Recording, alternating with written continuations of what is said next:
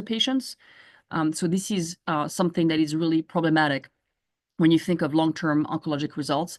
Leaks are expensive. Management of leaks, ICU care, stoma care, all the aftermath of the leaks are very costly to the health system. So we also need to think about the impact on costs for the patients. And there's many other impacts that we don't even talk about. And so when we talk about leaks, this is really the core of the problem. If we try to quantify or estimate the frequency of leaks, we're dealing with this very, very wide range, anywhere between 1% and 22%. And I'm going to take you through a little bit of this deep dive into why we have so much heterogeneity in the way we report leaks, even in the best literature. Mortality rates also vary very widely between 16 and 29%. And again, it has to do with how vulnerable many of our patients are who have leaks. So I really like this slide because what we always think about leaks, we always think of right colectomy as potentially not having as many leaks as left colectomy or rectal cancer. But I would say, and I would argue, that is not exactly accurate. These are some of the largest, best studies performed around the world, looking at laparoscopic versus open or laparoscopic versus robotic right colectomy for cancer. This is only for cancer. And even for right colectomy, the leak rate is reported in these very high level studies anywhere between 2% and 10%, which is a pretty wide range when you think about it. So it is not benign even in right colectomy.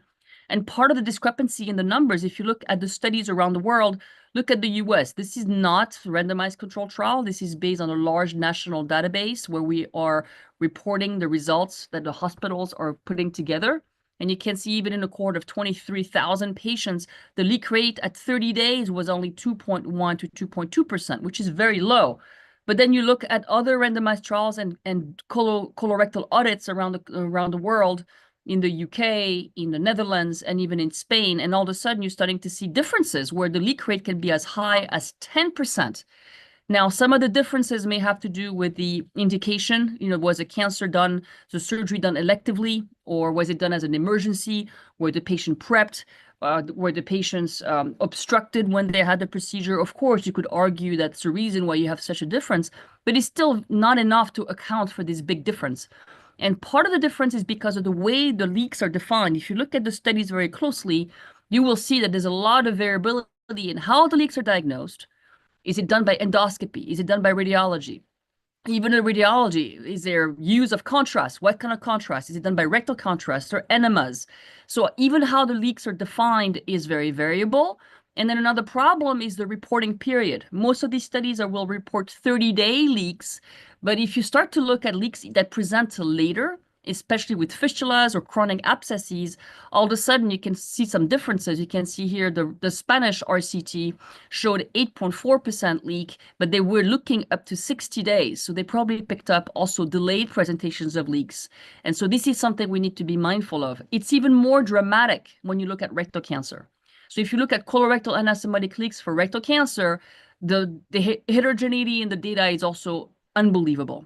So again, I put together very large randomized trials, the largest THME series, the largest international registries in what is supposed to be the best of the best published data. And even so, you can see significant differences in the way the leaks are defined, whether they're acute, whether they're chronic, how are they defined, what definitions are being used, and it's all over the place. Also, big differences in terms of whether the patients were diverted at the time of the leak diagnosis, very, very poorly reported and very, very much all over the place. And also, when was the leak picked up? Was it reported at 30 days or not reported at all, or beyond 30 days? Some of them were reported at 6 months, up to 3 years in a Dutch snapshot audit. And you can see, again, a very wide range of leaks, again, anywhere between 2 and 22%, because of all this variability in the way the leaks are reported. And I want to mention that more importantly, because another problem with leaks is that these studies very rarely talk about what happens beyond 30 days, beyond 90 days. Very few studies will tell us what happened to those patients. If the patients were diverted, were the stoma ever closed? what is the stoma-free rate, which I would argue is probably the most important metric in terms of what happens to patients who have leaks, especially a metric that's very important to the patients. The patients may not mind that they have a leak, but what they will mind is to know, am I going to have my stoma reversed if I have to be diverted for a leak? And you can see very few of those trials will report their stoma closure rate. And this is something that is very problematic. A few do, and you can see also a wide variation, 56 to 90% stoma closure rate at 1 year, obviously brings a lot of questions about what happened to those patients and how those leaks were treated. So obviously, this alerted us to the fact that even in 2025, we are not doing a very good job reporting leaks. We're not doing a very good job agreeing on definitions of leaks. The definitions of leaks are all over the place. Some people have adopted the ISREC reporting method for the leaks, but many countries are not using a standardized way of reporting leaks. So we set up this project, an international collaboration, to try to do a better job. So this is really a group of people who got together with ASCARs and other societies, including the ESCP, CSANS, SAGES, and ACPGBI, to try to see if we could do better. And before we started to think about how we could do create a framework, an evidence-based framework to report leaks and to talk about what happens to leaks, we wanted to review the literature first. So we started off first by looking at the literature, just like we talked about, to really understand what the best trials were, what they were reporting. We put a group together. This was a very large group, again, that included over 35 people. We had faculty, we have radiologists, not just surgeons, we had research fellows, and we actually also included patients. We had patients who suffered from leaks also join into this project to share their experience about the outcomes that really mattered to them the most. We thought it was really important to have them at the table. We also invited industry and guideline experts and methodologists to help us during that work. And so we started first with a systematic review. We went to the literature and we pulled this data already 2 years ago. So this was in 2023. We looked at all the data that was being published on leaks. We looked only at the best studies. So we only included randomized control trials, systematic reviews, and meta-analysis, which only brought us to 95 studies. And we really used them. And what we were very surprised to see, just like we suspected, is that only 20% of all studies include even a definition of leak. So when you pick up your paper and you read about the leak rate, you will be surprised if you look at the methods section that actually it is missing. How the leaks were diagnosed is missing in 80% of studies that we looked at, which is really disappointing. Even more disappointing is the fact that if you look at the definitions, again, they're all over the place. So we talked about ISREC, which is the most common classification used around the world in these papers, but you can see a lot of variability in how the leaks are defined, whether they used, radiological criteria, even what radiological criteria are being used, how they're being defined, early versus late, significant versus non-significant. What does that mean? So a lot of variety in how the severity of the leaks are being reported, and even more interesting in how far into the timeline they're being reported. So whether this within 7 days all the way to more than 6 months, you can see again tremendous variability. The most common time frame is 30 days, of course, like NSQIP, but again, it's only 61% of the studies that actually use a 30-day with really no follow-up in terms of what happens to the leaks afterwards. Also, a lot of variability again in chemistry, so whether CRP is being used, clinical signs, the grading, the time frame, so a lot of variability. So this is really where we realized we have to do a better job. We have to come together across organizations and institutions to try to come up with a better way to report leaks, something that we can all use that would be very helpful to really understand the leaks from the beginning, from thinking about all the risk factors and really thinking about how you would collect data related to leaks and how far you would be collecting data for leaks. So we wanted to create a reporting framework, again, that would be mostly evidence-based.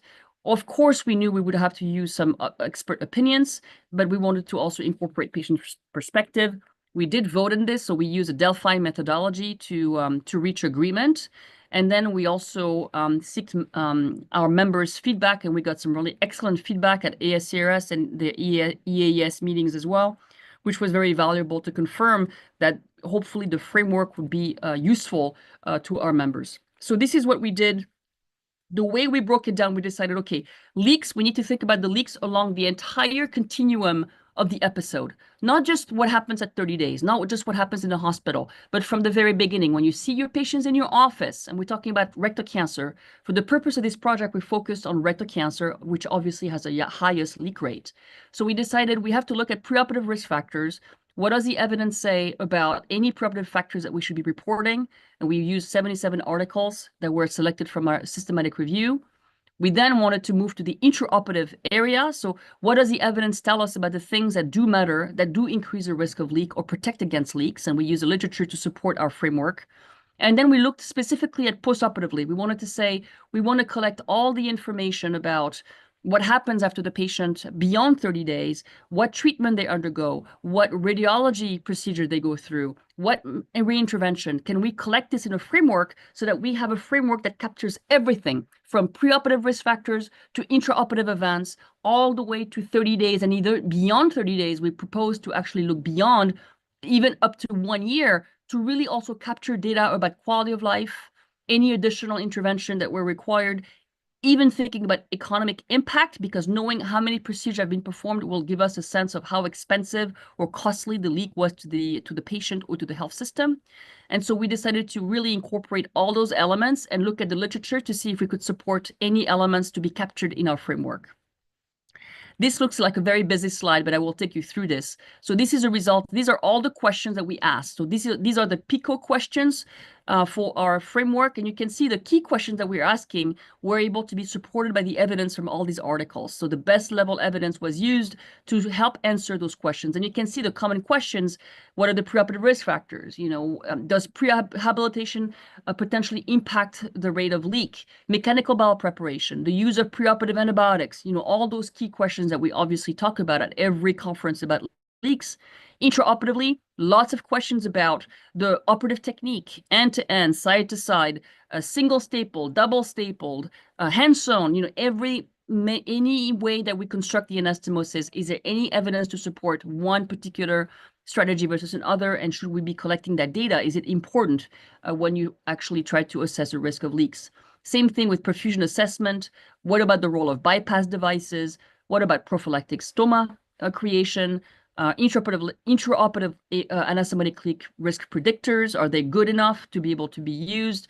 How do we surveil or monitor the anastomosis? Should we be reinforcing in the anastomosis? The role of drains, et cetera, et cetera. And postoperatively, you can see what we focused on mostly for postoperative was really collecting data on quality of life.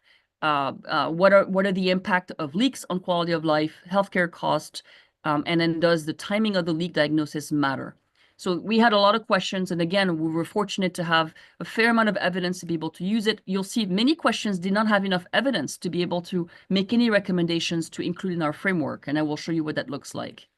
So once we had all our PICO questions, we used the literature to answer those questions, generate statements, and then we subjected those statements to a Delphi consensus among our 30 experts, colorectal attendings. And then we only accepted the statements where we had at least 70% of agreement. And then we made a recommendation for what the framework should look like.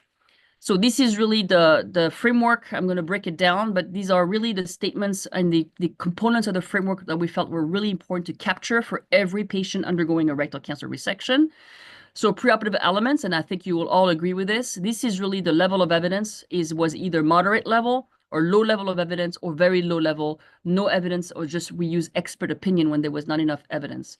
So not surprisingly, we felt obviously that we should be capturing modifiable preoperative risk factors. And what are they? We know what they are. Obesity, alcohol, smoking, and low preoperative albumin level all have been shown by evidence. This is high level of evidence or moderate level of evidence to show that these matter. These impact the leak of the risk of leak. So these are the elements that we should be all capturing in this framework. Non-modifiable risk factors, you know what they are. Chronic steroid use, cardiovascular disease, diabetes, advanced tumor stage, tumor size, the location of the tumor, the lower it is, the more the risk of leak, perforation obstruction, neoadjuvant treatment. So these are all, again, evidence-based risk factors for leaks that, again, we're just telling the surgeons you should be collecting all those risk factors preoperatively and documenting them, because these are the ones that are going to be potentially modifiable or at least documented, understanding that it may impact what your strategy is for the operation. We also found that pre and postoperative antibiotics does not reduce the leak rate. So probiotics, there was a lot of question about this. However, preoperative oral and mechanical bowel preparation alone probably does not matter. What really matters are the preoperative antibiotics. So the addition of preoperative antibiotics probably does reduce the risk of leak. So this is very important. And then the others were essentially not found to have a significant impact, like sarcopenia. Intraoperatively, this was a very hot topic. So high ligation, based on the evidence, may be associated with higher rates of leak. So this is one you should definitely pay attention to, because even though IMA ligation is typically performed for oncologic purposes, there is evidence to suggest that it does increase the risk of leak. So this is something that we need to consider. And all we're asking in the framework is to document that. And I will show you what the framework looks like, but this is an element that should be captured when you look at the episode of rectal cancer surgery and then preoperative, intraoperative, postoperatively. This is one of those elements in the intraoperative record that should be noted, is whether a high ligation was performed. Routine splenic flexure doesn't seem to impact the risk of leak, even though many surgeons in the group wanted to collect that information. They felt it was important to collect it, but by itself, a splenic flexure mobilization, there was not enough evidence to suggest that it actually does matter in terms of leak rates. The approach doesn't matter. Conversion does increase the risk of leak rate. More than one stipple load increases it. And this was very important, fluorescence angiography to assess bowel perfusion, based on the evidence that we had that did not include the INTACT or the AVOID trial that were published later, but we found enough evidence to support the use of perfusion assessment does reduce the leak of rates. So this is important to document whether or not ICG fluorescence angiography was performed or not. Diverting your patients reduces the severity of leaks, so that's important to document as well. And this actually will be informed by some of the risk factors that you have collected preoperatively. Intraoperative anastomotic integrity assessment. So checking doing a leak test, very important. The good news that the evidence did not suggest that one method was better than the other. It doesn't really matter. In the end, as long as you check for an air leak test, whether you do a sigmoidoscopy or just a regular air leak test, is the most important. So that was important to show that not one technique is superior to another. And staple light reinforcement were not shown to make a difference. So ometoplasty, prophylactic drain, all those strategies here that we talk about a lot, they were not shown to have any impact on leaks. Very important to note that the type of anastomosis, including single staple, there's a lot of interest in single staple anastomosis, but there was just not enough evidence to make any other suggestion of the way you construct the anastomosis should be reported, because we could not find any evidence to show that the way you construct the anastomosis makes a difference on anastomotic leak rates. So these are the elements that we feel should be captured when you are collecting data related to the risk of leak. So I think fluorescence-guided surgery deserves a particular moment, because we have been, at least in the US, we have been increasingly using this platform, especially for our low anterior resections for cancer, especially with intrasphincteric resection, like in this case, coloanal pull-through, all these complex procedures. But even, sigmoid resections, we've been routinely using it because occasionally you will pick up areas of perfusion defect. And this is really important when your conduit is compromised, or if there's any question about the conduit, there's no question that having the perfusion assessment can be very beneficial. We now have 3 randomized control trials. So when we made a framework for this project, we only had the essential trial that did show a reduction of leak rates by 4.2% in rectal cancer patients that were undergoing ICG perfusion assessment or their colonic conduit during the procedures. So that was very, very important. But since then, 2 more trials, the AVOID trial and the INTACT trial that were recently published, essentially also showed the same path. They showed that the difference was really for left-sided resections, not for right-sided resections. So when you look at all the data, when they compared all resections, there was no significant difference in the leak rate between patients who undergone ICG versus no ICG. But when they focused on sigmoid and rectal resections, you can see a significant difference, 8.6 versus 14.7, 90-day rate of leak. And this is important. They did not limit the evaluation to 30 days. They went to 90 days, which says a lot because we know some leaks are picked up later, especially patients who are diverted, may not be septic, but we know the anastomotic defects will be picked up later. And to my point, this is really important to document that, and we'll talk about the postoperative assessment. But the point here for the intraoperative assessment is that we have enough data, including the INTACT trial, which was also recently published, and the INTACT trial looking at just grade B and C did not show a difference between in terms of leak rates, but when they looked at A, B, and C, so all leaks, including the relatively asymptomatic leaks, when they looked at all anastomotic defects up to 90 days, they showed a significant difference, 14% versus 21%. Now keep those numbers in mind because we're not talking about 5 to 10% leak rates anymore for low anterior resection. We're talking about up to 20% leak rates. This is really the true number when you're thinking about leak rates for rectal cancer, whether the patients are diverted or not. It is not a 5 to 10% risk rate that we should be describing to our patients. We should be describing to them up to 20 to 25% risk of leak rates when you start to look at 90 days and beyond. So not just the symptomatic leaks, we're talking about asymptomatic leaks, the one that will present as a dehiscence, a sinus, fistulas, and essentially things that will prevent the safe closure of an ileostomy, for example. So these trials have been very, very good in that they are going beyond 30 days. We're starting to look at 90 days, which is a step in the right direction. But we need to do better. We need to look further and further out until the patients are able to get their stomach closed. Unfortunately, these trials have not yet reported their stomach closure rate. Remember, we talked about stomach closure rate? So I think we will really ask those trials to eventually publish their follow-up data on seeing what proportion of those patients with leaks were able to have their stomach closed. That I think is going to be very important to understand what happens to those patients and what we can tell patients will happen in the context of those trials when they have a leak. Before I move on to the postoperative framework, I want to just discuss something that we did not have enough evidence in the review that we did to talk about delayed anastomosis. This is something that we talk about a lot more now because we think this is a really good strategy to try to reduce the risk of leak in high-risk rectal cancer operations. But again, there was not enough evidence. There was no randomized controlled trials that looked at this that were of high quality enough to be able to be included. But I want to bring it up because since our work, we are seeing more and more data in support of this approach. And this approach essentially, the idea is that if you have a high-risk anastomosis, as opposed to doing your coloanal anastomosis or colorectal anastomosis, essentially leave the conduit out for 7 to 10 days after doing a mucosectomy.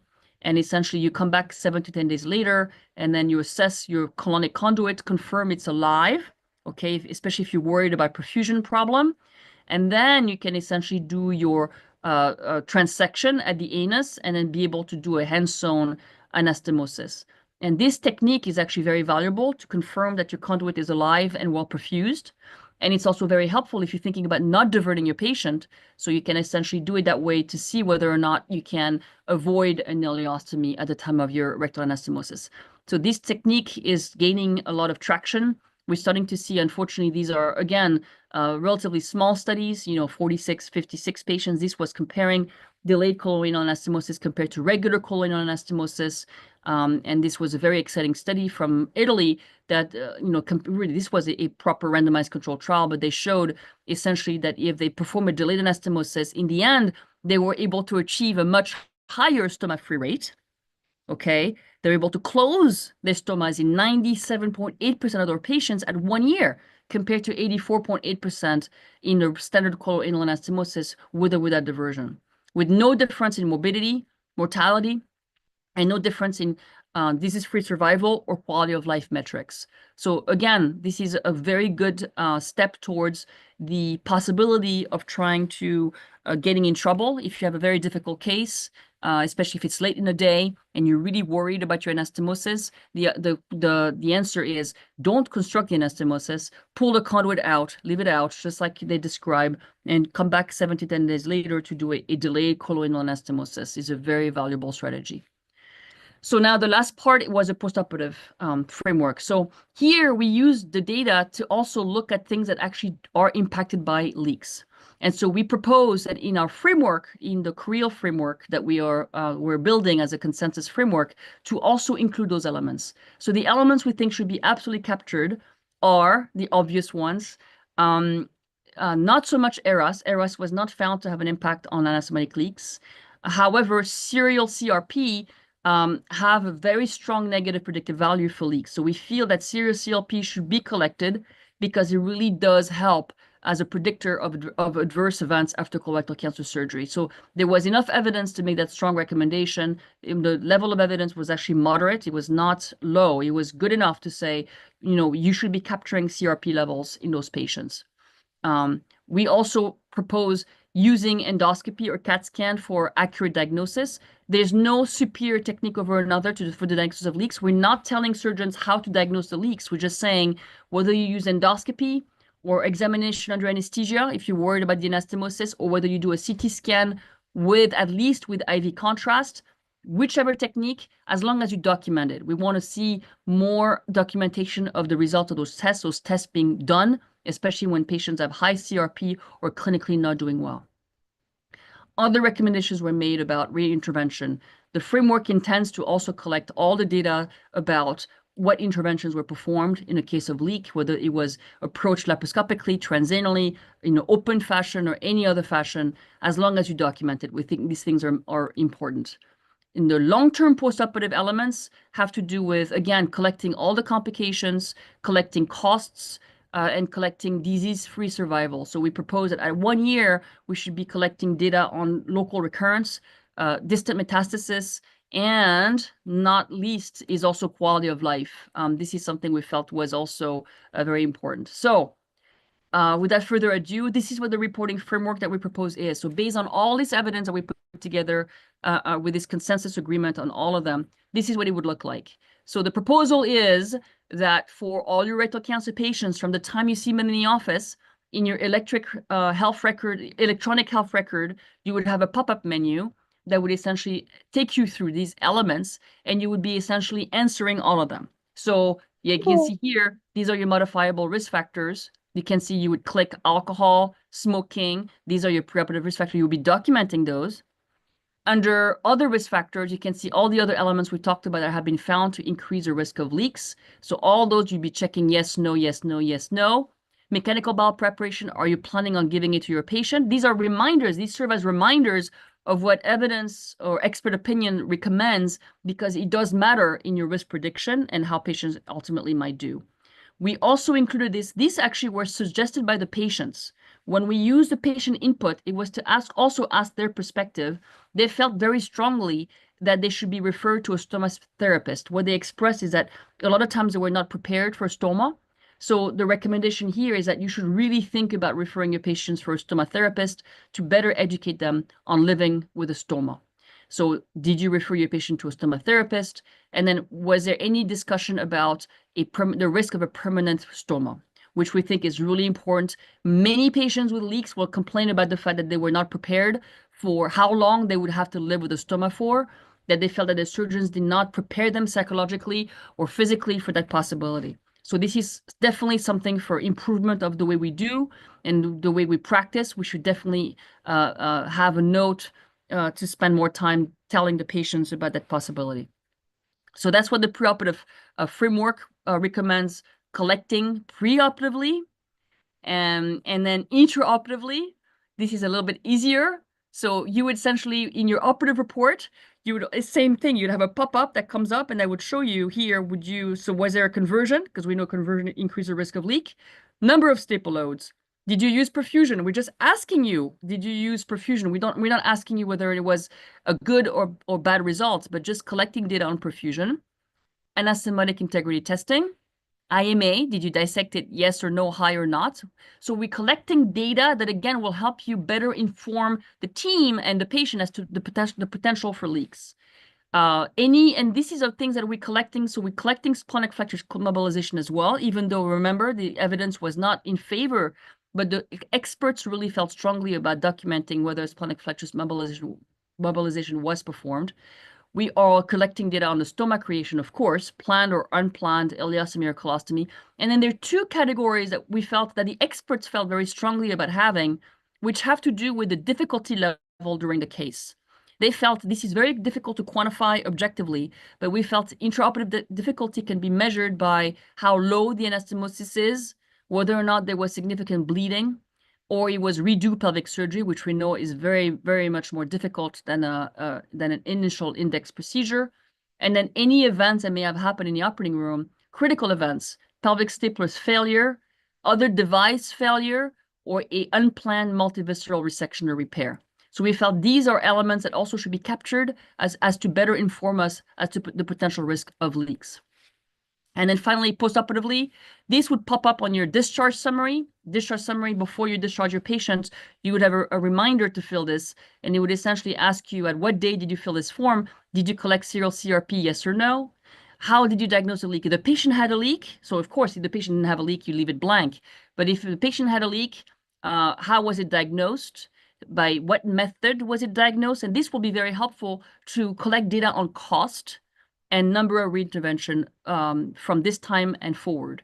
So any reintervention until discharge, what type of reintervention? You can see all the options are there, whether it's a reoperation laparotomy or laparoscopy or transanal repair or endospont or just a drain or just antibiotics will be captured here. So there will be a clear documentation of what was done during that time and whether or not a stoma was created at the time of the reoperation.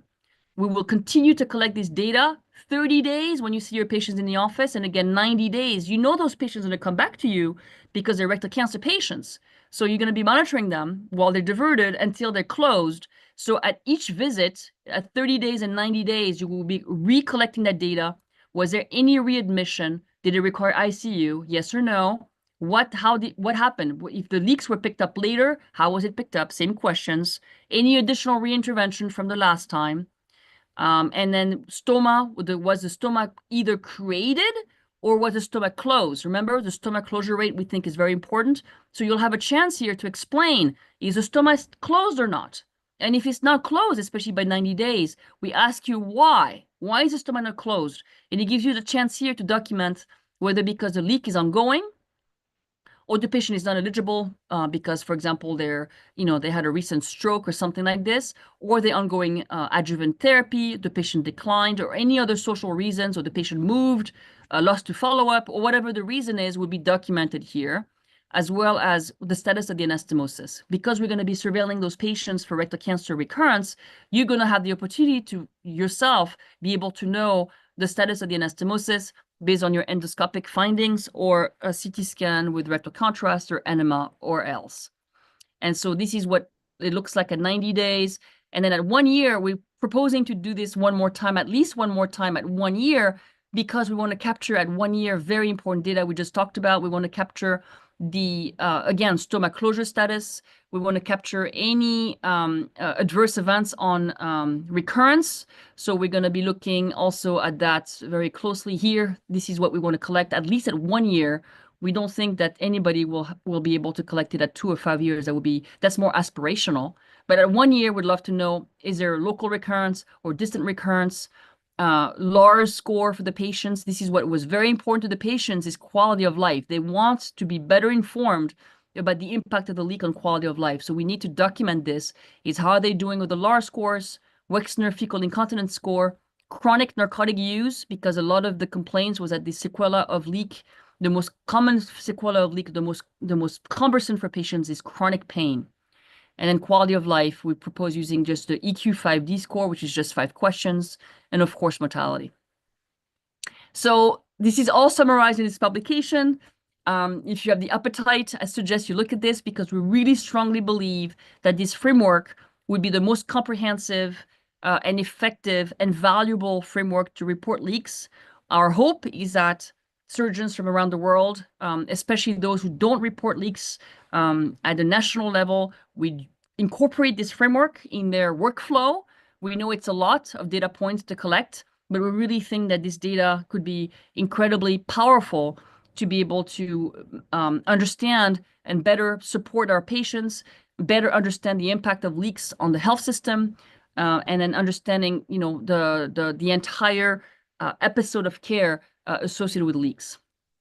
So we just submitted this abstract to SAGES. Hopefully it will be accepted, but I'm inviting you to join this effort. We have already reached out to 35 countries around the world, and we essentially asked them, what do you have an audit? Do you have essentially a registry, a national registry? Okay, do you have a national registry where you're asked to collect data on complications after surgery, after colorectal surgery, including leaks? And you can see all the countries in red is no. No. So you can see most countries that we have asked, reach out to, do not have a national registry to collect postoperative complications. Okay, only the countries in green have a national registry. And when we looked at specifically at those national registries to look at the data being collected about leaks, among all the data that I showed you, you can see very few of those elements are being captured right now. So we had 13 elements essentially being captured across all registries. Preoperative, only half of the data that I showed you is being captured. Intraoperatively, 3 barely, and postoperatively almost nothing. 3 out of 16 of the ones that we recommend in our framework are being captured.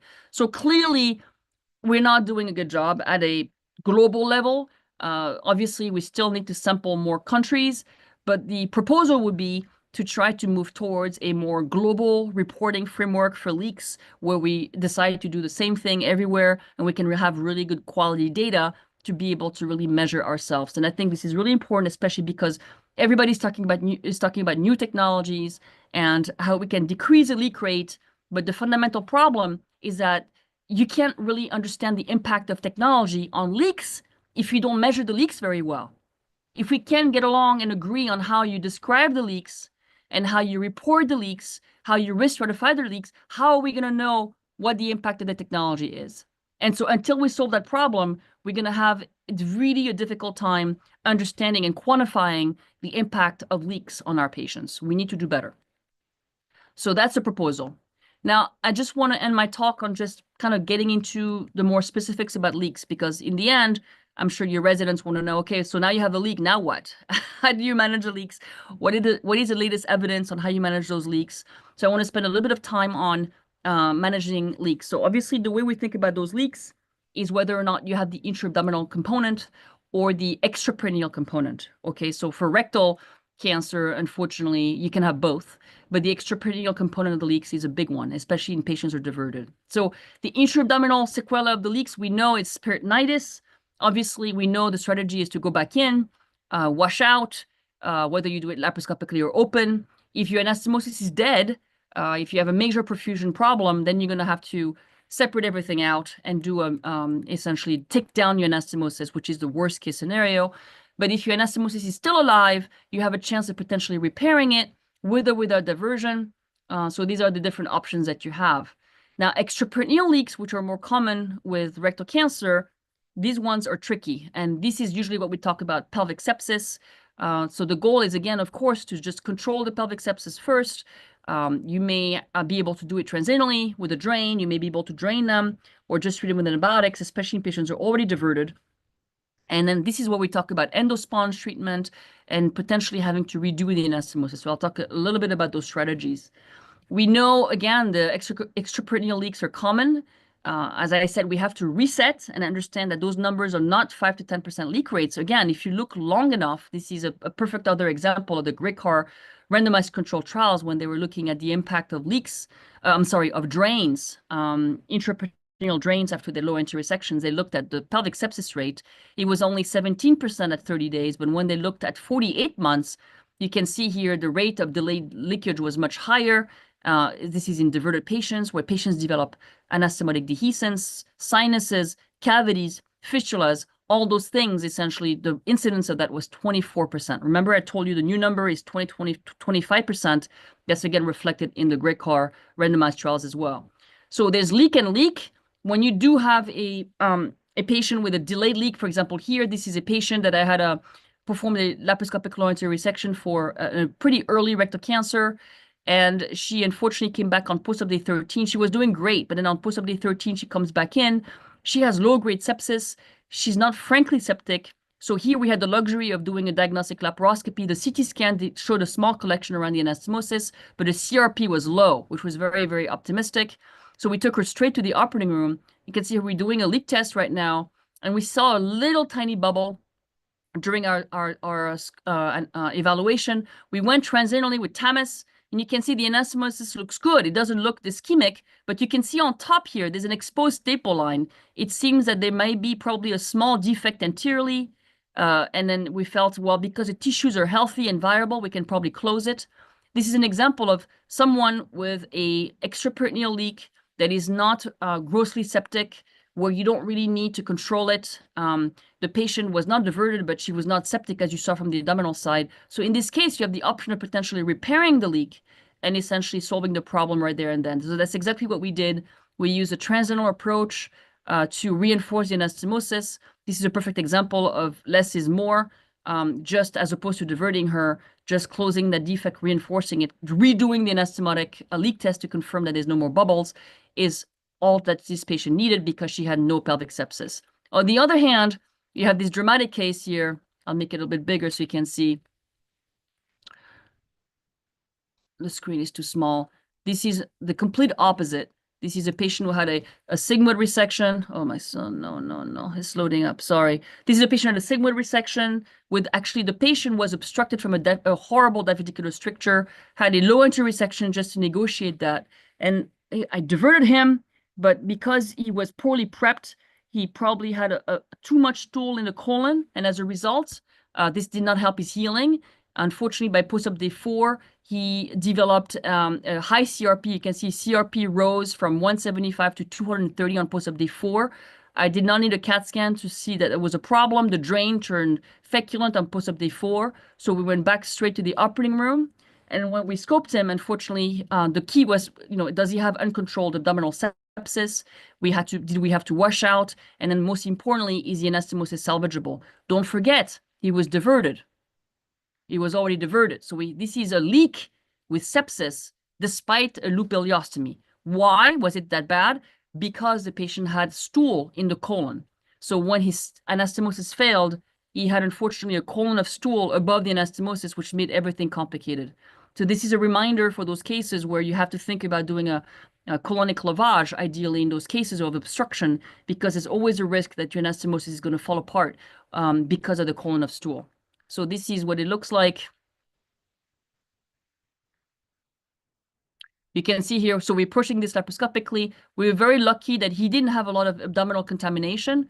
This was mostly in the pelvis. You'll see it was contained in part by omentum and in part by the drain. The drain turned feculent, but it was a good thing because it contained the leak to some degree. So you can see we're going to explore his in his deep pelvis here. We're going to uncover the leak eventually, and you can see it'll be essentially the anterior aspect of the anastomosis fell apart.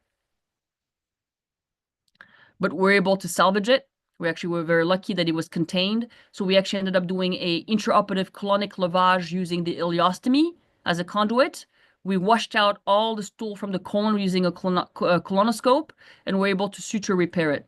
So this is a case where we're able to salvage anastomosis because it was not ischemic, but we had to do an intraoperative colonic lavage to evacuate all the stool, and then we're able to suture close the anterior defect of the anastomosis and keep the patient diverted. The patient was already diverted with an ileostomy. So these are the different strategies that you can use for extraperitoneal leaks. However, for these chronic abscesses and sinuses, the options are really to defunction, of course, if you cannot get it to heal, but the endovac strategy has been very, very popular. So I'm assuming you guys have some experience with the endovac. In the US, it's been limited, but we're starting to get more comfortable with the endovac system. It's been really helpful because occasionally you can get the cavity to heal well enough that you can close it, or if it's a really small defect, you can even close it endoscopically or let it heal completely. So for chronic sepsis, the key is to really intervene early. So typically for the anastomotic leaks, you want to intervene within 3 weeks to really get it to heal faster. But if you don't, you're going to end up with chronic sepsis. In this case, you can still use the endovac, but it may require multiple trials. And of course, if it doesn't work, you may have to, unfortunately, consider having to do a redo anastomosis or face the risk of having an APR or a permanent colostomy. So very, very important to intervene early. Endovac has become more popular. There's been more and more studies on this. This is a very excellent study looking at the short and long-term outcomes of the Endovac from the Grecar group.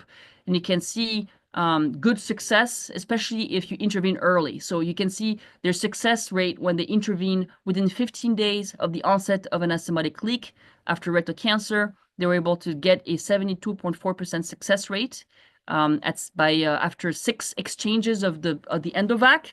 The problem with the Endovac is that you have to change the sponge at least every 5 to 6 days. Very important to change it frequently so that you can get the cavity to heal. So there's a whole strategy to be using the Endovac that you have to follow. Typically, we keep the patient in the hospital while they're getting the Endovacs. I'm sorry, you have to change it every 3 days, not 5 days. You have to change it every 3 days, but usually it takes about 5 to 7 sponge exchanges to get it to heal. This is an example here of an Endovac. Unfortunately, in the US, we don't have a kit. We have to make it ourselves. So this is the regular VAC system here that I'm using. And this is a patient here. You can see the cavity had an anastomosis that fell apart. You can see here the chronic cavity here. This was picked up a little bit late because the patient was relatively asymptomatic. And you can see here, unfortunately, the patient had this large cavity, but it's relatively clean. So that's really important. And you can see the anastomosis is otherwise healthy. There's no ischemia. So this is a perfect case for an Endovac sponge. So the key is to really size your sponge perfectly. Then you place it, wrap it around an NG tube. You tie it in place. We use regular sutures. And the key, again, is to make it just the right size. And this is your initial Endovac system here. You can see we're going to be able to place it. And this is after exchange number 5. So every 3 days, the patient goes back for a repeat examination under anesthesia endoscopy. And you can see the cavity starting to slowly granulate in. You can see filling in with healthy tissue. And this is essentially after exchange number 7. You can see how small the cavity has gotten. Here we're placing, this is going to be the last sponge. We actually end up doing it with the TEO because it was so small and we had perfect view. So this is the last sponge closure. And then we came back after that last sponge exchange. And you can see how small the cavity, and at that point, the cavity is so small that we decided to just close the hole. And this is what the Endovac system allows you to do, is once you've been able to get the cavity to heal enough and become small enough, you can choose to just continue and let it close on its own, or close it yourself. Either you can use endoclips. If it's really small, you can actually use endoscopic techniques, or use TAMIS or TEO. This is here we're using a V-lock to close the defect. We usually recommend placing a drain in the space that remains. But you can see here, the tissue is coming together really nicely. And this is the best shot that you have at trying to get it to heal completely and eventually be able to close the stoma. So this is a patient eventually, this is what they look like 3 months after the leak. Everything is healed up perfectly, and we're able to close his stoma with good functional outcome. So if you're interested in this technique, if you're not using it, there's really been a lot of effort to try to talk about the technique, how to standardize the technique. This is a paper we just got published in New Technology and DCR to really talk about the best practices on how to use Endovac for colorectal anastomotic leaks. So I refer you to this article. But occasionally it doesn't work. So if the Endovac doesn't work, you have the option of endoscopic closure, or ultimately, if it still fails, you may have, unfortunately, to do a redo anastomosis, which is the most difficult case scenario. There's some data of using the Ovesco clips. Some of our endoscopic colleagues are using endoscopic clips to try to close those small defects with variable success. I cannot tell you that it's successful every time. I guess there's no harm in trying, but in my experience, especially in radiated patients, the success rate is quite low. So they've had some success in other situations when there's no radiation on board, like after diverticular strictures, diverticular leaks and fistulas. But for cancer, unfortunately, there's not a whole lot of data, and the success rate drops well below 60%. But it's worth a shot, I guess, before you tackle this with a reoperation. This is an example of a rectal neoadjuvant fistula. Here you can see a patient undergoing transgender surgery with a neovaginal fistula. Unfortunately, that complicated the repair. And you can see this large cavity, but this is not radiated tissue. This is a healthy patient. So you can see here our colleagues at Sinai were actually able to use the endoscopic Apollo endostitch to close that defect.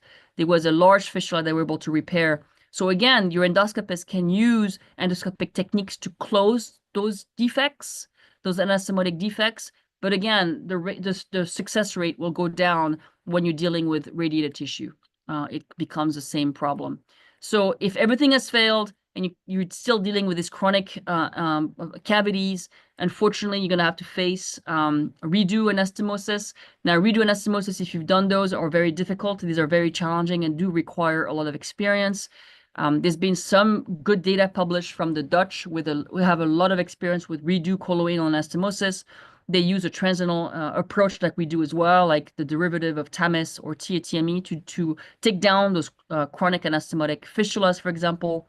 But these are really associated with a significant amount of morbidity. So you have to be prepared for significant morbidity associated with these procedures. These are very difficult procedures, and functional outcome is questionable. So yes, a lot of times you can reduce these anastomoses, but you have to prepare your patients for potentially having difficulty with continence and worse quality of life. So we need to be very attentive to sphincter preservation and how much you're affecting that overall quality of life. We have had a lot of experience with this in the US in the setting of TATME. When we did our TATME trial, we had 100 patients who underwent TATME for stage 1 to 3 rectal cancer. And I want to show you, this is a precursor of the CoReAL reporting framework. When we looked at those patients, and you can see this was a very interesting cohort with very low tumors. The tumors were on average 5.8 centimeter from the anal verge. We had intrasphincter resection was required in 36% of patients. 54% of our patients required a hands-on anastomosis. 71% of our patients required neoadjuvant treatment. So, and the BMI, we had a third of our patients were obese. So this was really a real-world cohort of rectal cancer patients, very similar to what we do. And we did focus, obviously, on TME quality. The whole point of the trial was to show the safety of TATME for sphincter salvage for those low rectal tumors. But a very interesting endpoint was the leaks. So that's exactly what we did. We followed the Dutch model, where we looked at our 30-day complication. A 30-day leak rate was actually 10. And you can see we mapped it out. You can see 8 of the 10 patients had early onset of pelvic sepsis. And you can see they were actually, our surgeons were very aggressive. You can see laparotomy and anastomotic takedown in 2 patients, and transitional repair with washout was done pretty much almost immediately within the hospitalization. So this was early reintervention. So the whole point is intervene early. Others were managed conservatively, and 2 essentially did not heal.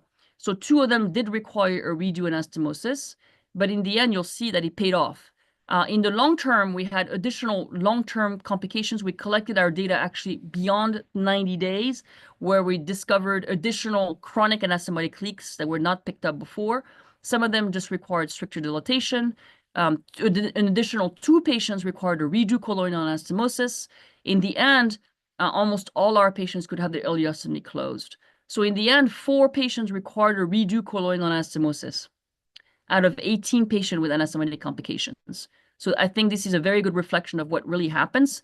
But the key is if you intervene early, you may be able to reduce the need for redo coloanal anastomosis.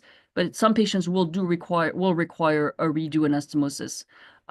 In the end, by this aggressive treatment protocol, we were able to achieve a 98% stoma closure rate by 5.5 months. So that's what I was talking about, is if you follow those patients and you intervene early and you monitor them long-term up to stoma closure, which is really an important, very, very important endpoint. You can see in our case, only 2%, 2 patients did require permanent colostomy. That had to do with a ischemic conduit and a patient who had a dehiscence with disease recurrence. Unfortunately, could never be reversed because he died ultimately of his disease. So this is very important to keep in mind. And again, important to track the patients long term, beyond 30 days, going to 90 days, and even further until their stoma is closed. And really, again, being very aggressive early on, as early as possible with these anastomotic leaks so that you don't let them fester and turn into chronic fistulas and abscesses. This is what a coloanal redo anastomosis do, because ultimately if you have to do a colorectal anastomosis redo, these are very difficult cases. So you have to be prepared for them. This is a classic case such like this. This is a patient who had a low anterior resection for rectal cancer. She had received a neoadjuvant chemoradiation therapy. And unfortunately, 6 months after her stoma reversal, she developed stool per vagina.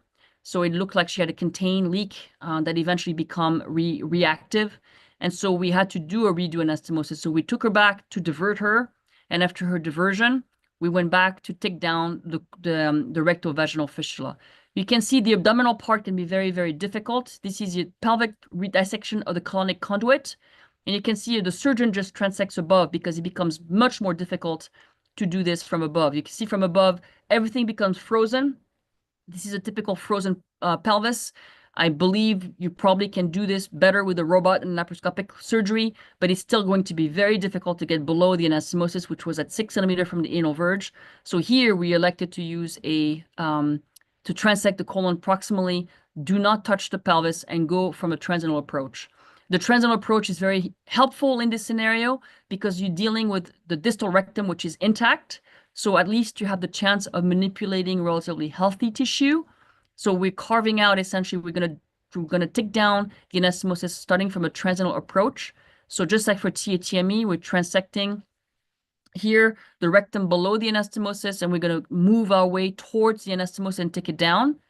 And so very carefully, we're going full thickness with the rectum here. This is a vagina. So we uncovered right there is where the fistula is. You can see the staple line picking up the heat here. The cautery is lining up the staples.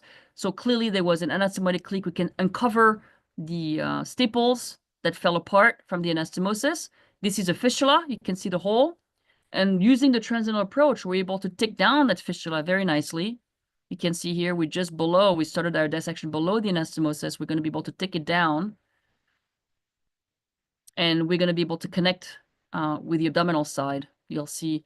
But here, the transanal approach, again, is very helpful to take down because you have a much better exposure than if you were doing it from the abdominal side. So we're finishing the completion of the TME, the transanal TME from the bottom. We're taking down the vagina, the posterior wall of the vagina that has a fistula. This is the abdominal team is connecting with us. We're going to continue to take down completely those attachments so we can take down the fistula completely. We're using, again, a combined abdominal and transanal approach, a two-team approach, which is very, very valuable. We're done. The specimen is going to be removed. You can see here we're pulling out that segment that contained the anastomotic leaks. And then once we remove it, we prepare for a conduit. To the neo-conduit, we're going to pull down the healthy colon to do the Hanson anastomosis. In the meantime, our GYN colleague is closing the defect in the vagina laparoscopically.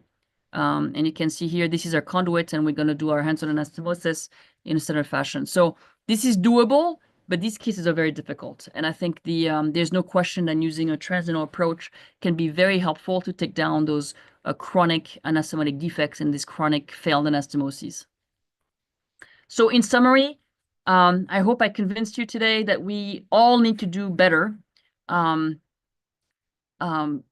our assessment of risk factors, both preoperatively and intraoperatively, documenting what we are doing to better risk stratify our patients, documenting what happens to our patients after surgery, not just within 30 days, but all the way ideally to 1 year, to really be able to better inform patients on the risks and the strategies and following a leak, and also to really better educate ourselves on the impact of leaks on the health system in terms of cost and the number of required intervention and the time it takes to really resolve the leak. I think there's a big blind spot right now in the literature when it comes to the ultimate outcome of leaks.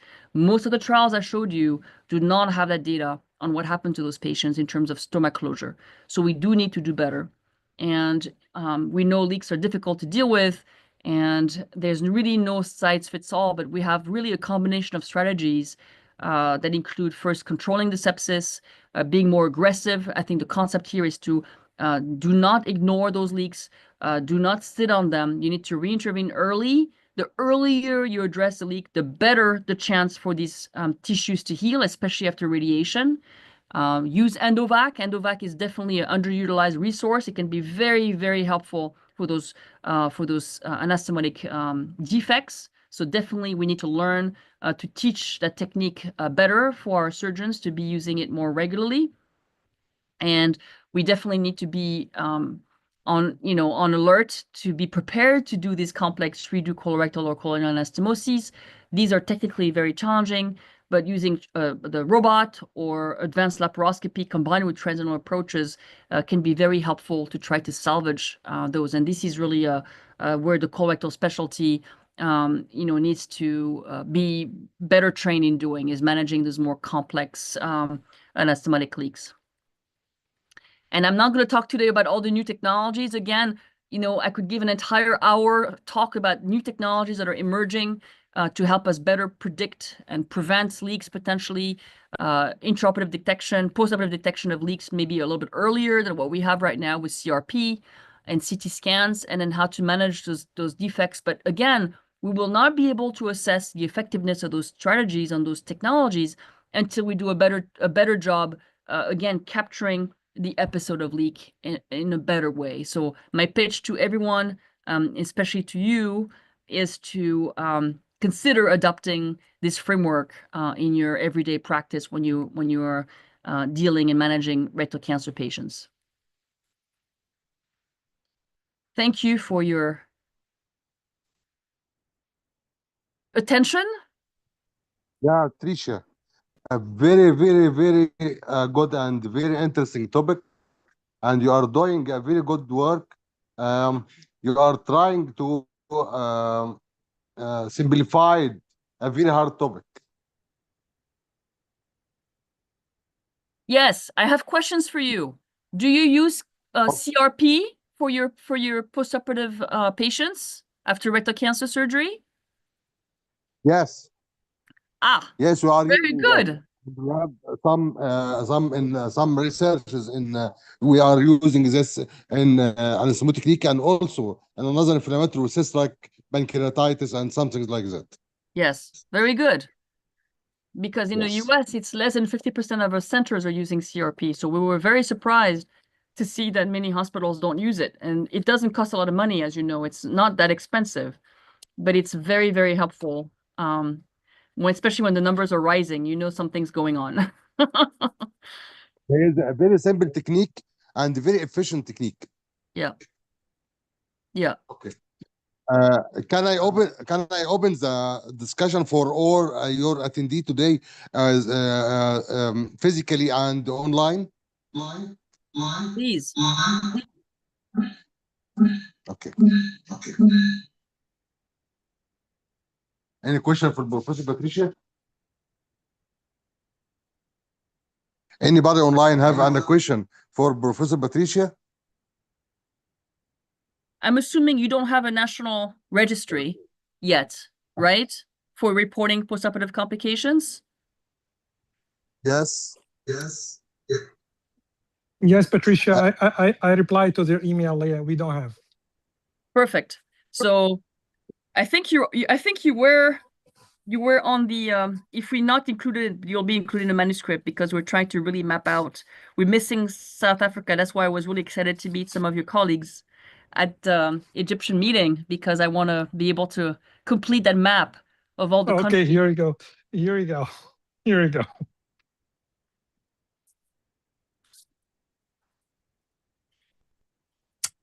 So, Patricia, do you think the new technologies will help us just to prevent leak or just early detections? I think the most promising technology that I've seen so far is the early detection. I think there's still, and I'll be honest, part of the problem is, and I see this even in my hospital regularly, is they're using the CRP, and even when the CRP starts to go up, there's a lot of, well, should we do a CT scan? Maybe it's too soon. At that point, it's post-op day 3. It's post-op day 4. The patient is not septic, but is like, they have an ileus, or they're not recovering, perfectly. There's a lot of delays still in doing the CAT scan with rectal contrast. And part of the problem is, well, why is it taking so long to get the CT scan? And you review those cases and you say, You didn't get the CT scan until post-op day 5 or 6 or 7. Why is that? Well, the patient wasn't that sick, but the CRP is going up. So what else did you think was going on? And we have this conversation at M&M, morbidity and mortality conferences all the time. And part of the problem, Khaled, as you know, is there's a reluctance to admit that it's a leak. And there's also a reluctance to intervene. Actually, you know what? I think every surgeon all over the world is feeling that a leak is a personal defeat. Yes. So as long as it's a personal defeat, so it's better to deny it.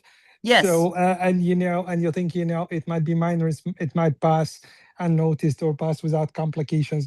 So everybody tends to wait and tends to see what happens. Actually, I was approached by one of the companies from Canada. They are they're using the AI, putting some device on the drain to analyze what's coming out from the drain. There's 2 products that are evolving right now. But my question to you is, do you think that it's going to change the way we... No, you know what I mean? Many cases we don't put drains. If you see, saying, AI is saying, this having a leak and the patient is not septic, what you're going to do? Probably nothing. Exactly. So even though there's a lot of excitement about it, I was like, is it really going to change practice? Is it going to change the way the surgeon thinks about the leak? Because if you know how reluctant we are right now, what's going to change? Nothing's going to change. So my anxiety is that it's just going to be another data point that we're not going to be acting on. I think what we need to do is normalize the reporting. That's why the framework, we built it, because we said, you know what?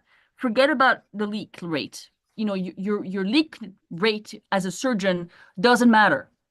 It's just a number. What matters is you documenting that for every case, you have collected all that information, that you have followed the best practices, that you have diagnosed it early, and in a way, you have demonstrated that you've done everything you possibly could do to solve the leak, to pick up the leak early and solve it quickly.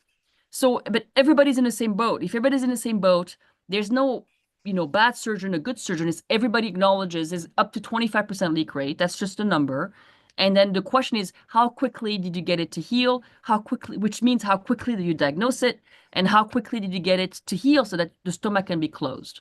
So we're trying to change the mentality, the culture about going to leaks and not be so fearful of the leak, but embracing the fact that we have a 25% leak rate is huge, but it's just a normal number. So we shouldn't be playing with the numbers of like 25 is too high, something's wrong with you. It should be 25 or less is what you should expect. But show us that you followed all the recommendations that are all evidence-based, that you're documenting what you did pre-op. Did you plan this out? Did you identify those risk factors beforehand? And did you collect the data that will help predict how quickly the leak can heal? Did you do it or not? So it's just a different way of thinking about leaks. Yeah, and I will try to answer one of your questions during your talk about the Ovisco clips. Yes. Actually, if you are putting Ovisco clip while the edges are fibrosed, it's not going to work. Edges should be, supple, soft. Otherwise, it's not going to work. So if you waited longer, it's not going to work. I know. I just had a patient I'm seeing as a second opinion who had a sigmoid resection for diverticulitis, and she leaked into the vagina. And the surgeon essentially was, waited around, and she's still leaking. The patient was so reluctant to undergo a redo that we tried. I mean, at that point, it's like, you have nothing to lose but to try, right? So she had the Ovesco. They actually fired the Ovesco clip, and it did not work. She tried 3 times. So you're right. And even that was not even cancer, but still, just like you said, when the edges of that fibrotic, it's just never going to close. It's just never going to close. Yeah, and here the Ovisco clip is expensive. I don't know how much it costs in US, but here around $250. So it's pretty high. I don't know how much it costs in US. The other thing to think about is, so if it doesn't work, you have to take them out. And it's actually very difficult. They have a special device to go back and actually dislodge. It's actually very tricky, but the patient has to go back under anesthesia in the endoscopy suite to get the Ovesco clips removed. Just keep that in mind. I did not realize that until recently. You have to get them out. I actually didn't try to take it out before. Yeah, so don't try. You have to have a special device for it. It's not easy. So, Ibrahim, do you have questions from your colleagues? Just a comment. To change the culture and to change the surgeons' techniques is very difficult, especially in our country, Also, which is called the ERAS and the early recovery, and also how to put a drain or no put a not to do to put a drain. All of this tasks is very hard to be changed.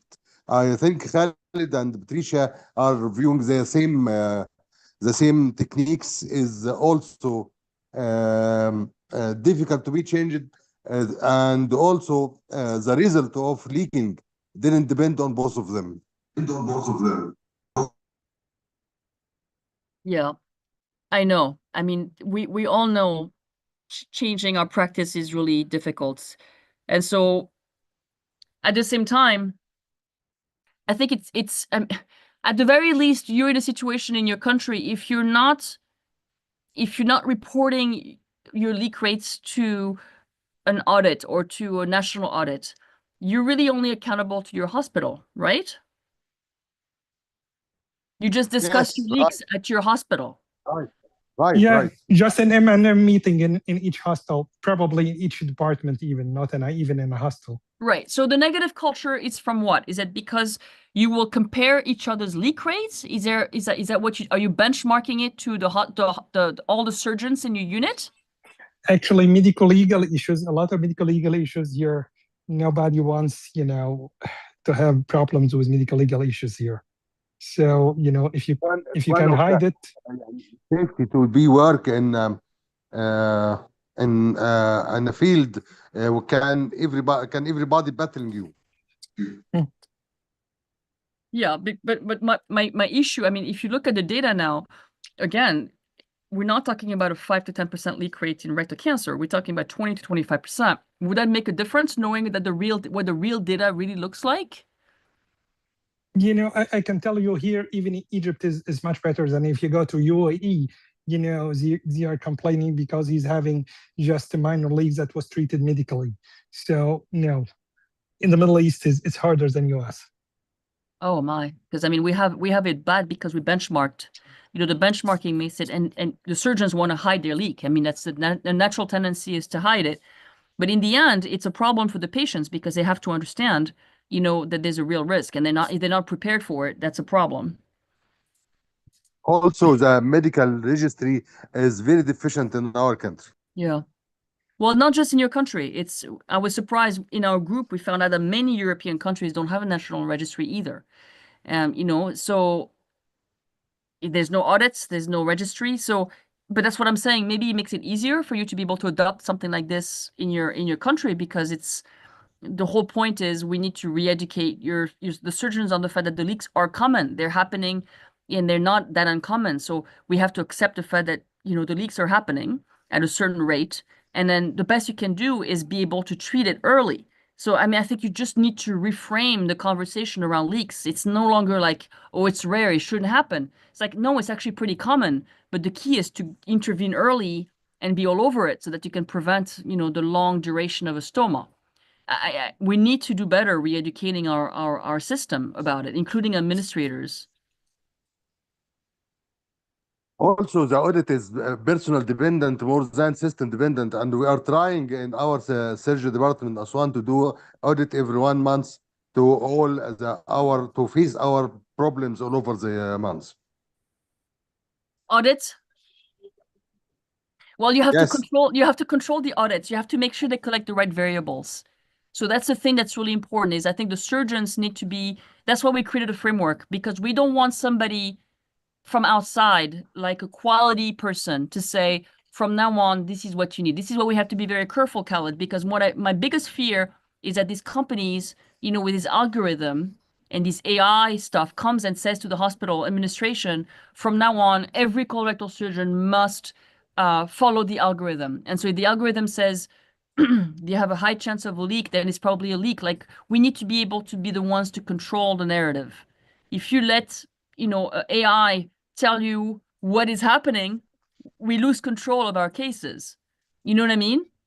Yeah, I'm this is a little bit true. worried of that. So I This think is we need to true. be more honest because otherwise, if we're not honest and have a framework in place that is evidence-based, soon you're going to have somebody tell you from now on, this is what you're going to have to do because the AI will be will be better than you at predicting a leak. So from now on, the AI will tell you what to do and when to take the patient back and when to do a CAT scan. And that could be very dangerous, as you know. Absolutely, I agree 100%. But actually, I think we are still away from this now because it costs a lot of money to make this. So that's why, it's good not to have a lot of money. So.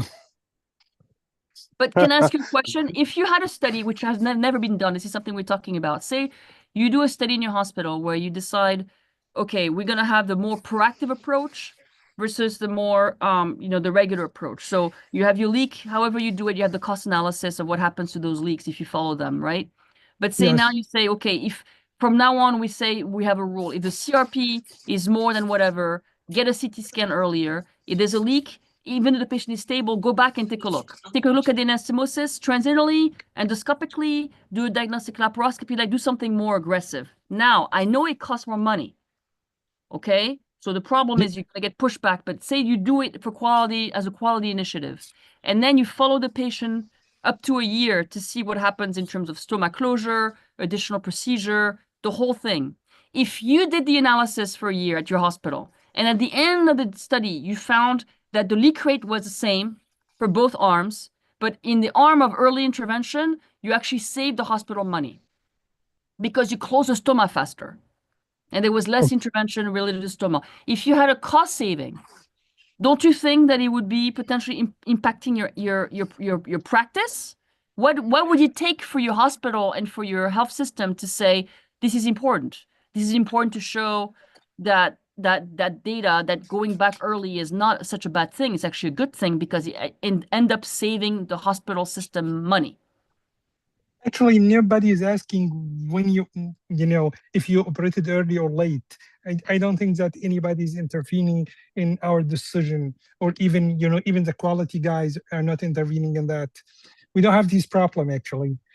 But usually the problem, as I told you, denial. Some surgeons just want to wait. It might be solved, without intervention. That's it.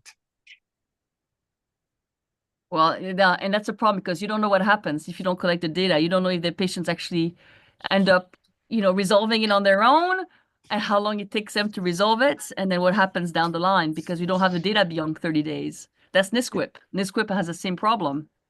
Yeah, this is the same problem we have here. Yep. Yeah. It's the same problem. Yeah.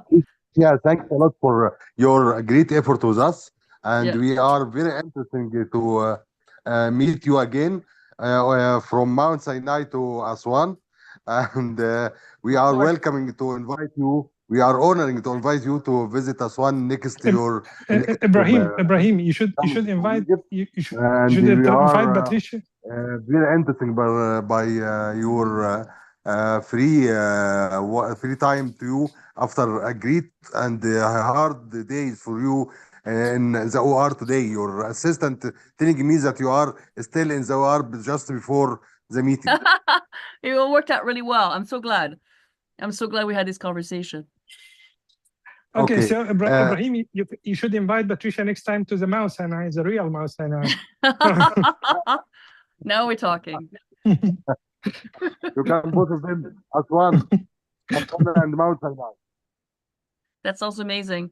Well, I hope you will partner with us with this framework. We really need some partners to help us launch, even if it's just a study or pilot or something, to see if people can see and show value. I think that's our next step. Is there value in collecting that data, not for research but for clinical care, and learning more about the impact of this data collection on patient outcome.